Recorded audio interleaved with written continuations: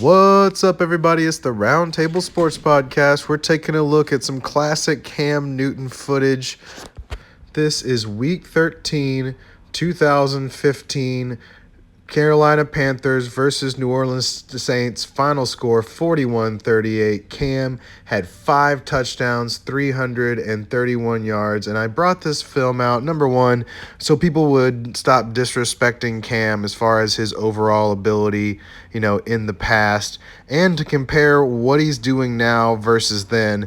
And as you can see, he had a little bit more pep in his step during those times. He was a little bit more of a forceful runner, and that part of his game still exists.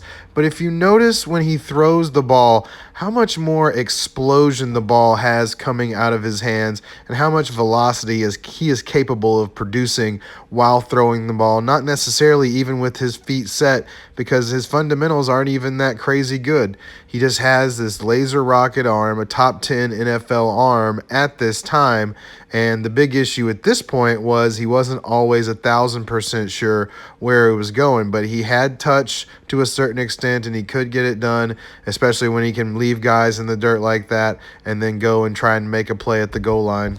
So Cam has probably lost about 5 miles off of his fastball, and it's affected his play in the current term, and that's why I think he's more of a backup that can come in and give you a different look, run the ball, and win that way. But he doesn't have that ability anymore to back them off and to make throws like that, it feels like. So it's just a different scenario for Cam going forward, and it'll be a question of what kind of role he's willing to accept. I've seen some things saying, maybe he should be a starter for this team or that, but man, it just wasn't what I saw from the New England Patriots, and certainly they didn't have good wide receivers either, and they didn't really set him up for success on offense, but it's just a different guy. This is the guy I remember with the rocket arm, with the ability to run dudes over and run just a little bit more forcefully to create that little extra time with his feet.